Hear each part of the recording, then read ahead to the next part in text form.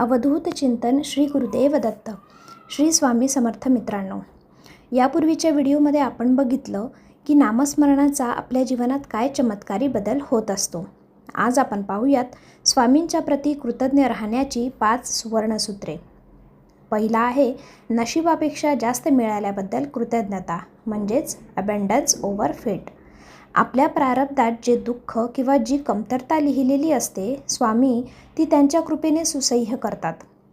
आज तुमच्याकडे जे अन्न, वस्त्र आणि निवारा आहे ते कदाचित अनेकांसाठी स्वप्न असू शकते. स्वामींनी तुमच्या क्षमतेपेक्षा तुम्हाला नेहमीच जास्त दिले आहे. या जाणीवेसाठी नेहमी त्यांचे आभार माना. स्वामींनी तुमच्या कर्माचा हिशोब मांडून तुम्हाला सुरक्षित ठेवले आहे. हीच त्यांची सर्वात मोठी कृपा आहे. दुसरा आहे संकटातून नकळत बाहेर काढल्याबद्दल, म्हणजेच द अनसीन प्रोटेक्शन. अनेकदा आपल्या आयुष्यात मोठी संकटे येणार असतात, पण ती आपल्याला स्पर्श न करता निघून जातात. कधी गाडीचा अपघात थोडक्यात टळतो, तर कधी एखादा मोठा आजार किरकोळ ठरतो. यालाच स्वामींचे अदृश्य कवच म्हणतात. सुळाचा फास टोचणीवर निभावला. याबद्दल स्वामींना रोज धन्यवाद द्या, कारण त्यांनी तुमची कित्येक मोठी संकटे आपल्या अंगावर घेतली आहेत. तिसरा आहे नकार देण्यात दडलेल्या हिताबद्दल, म्हणजेच ग्रॅटिट्यूड फॉर द रिजेक्शन्स. कधीकधी आपण स्वामींकडे काहीतरी मागतो आणि ते मिळत नाही, तेव्हा आपण नाराज होतो, पण नंतर कळते की ते न मिळाल्यातच आपले भले होते. स्वामींनी आपल्याला त्या चुकीच्या गोष्टीपासून वाचवले असते. स्वामी हे उत्तम प्लॅनर आहेत. त्यांनी दिलेला नकार हा भविष्यातील मोठ्या संकटापासून वाचवलेला होकार असतो. या दूरदृष्टीसाठी त्यांचे आभार माना. चौथा आहे शांती आणि मानसिक बळ दिल्याबद्दल, म्हणजेच इंटरनल स्ट्रेंथ.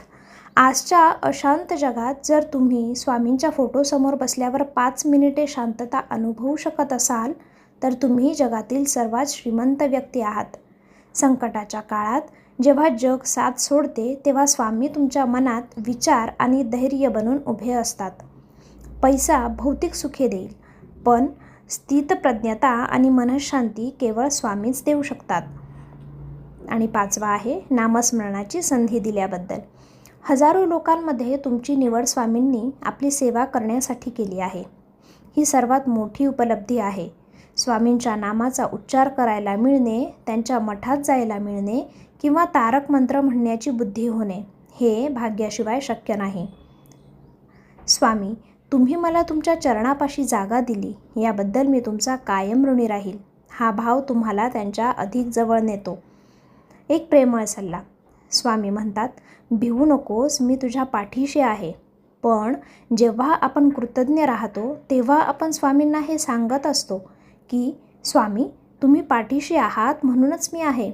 मागण्यांनी झोळी भरेलही, पण कृतज्ञतेने हृदय भरेल. आणि ज्यांचे हृदय स्वामींच्या प्रेमाने भरलेले असते, त्याला जगात कशाचीही कमतरता भासत नाही. रोज सकाळी जेव्हा तुम्ही स्वामींसमोर उभे राहाल, तेव्हा काही मागू नका. फक्त डोळे मिटून म्हणा, स्वामी, तुम्ही जे काही दिलंय त्याबद्दल मी समाधानी आहे. अशा छान शब्दात स्वामींना धन्यवाद द्या. आणि आवडल्यास जास्तीत जास्त शेअर करून चॅनलला सबस्क्राईब करायला विसरू नका. श्री स्वामी समर्थ.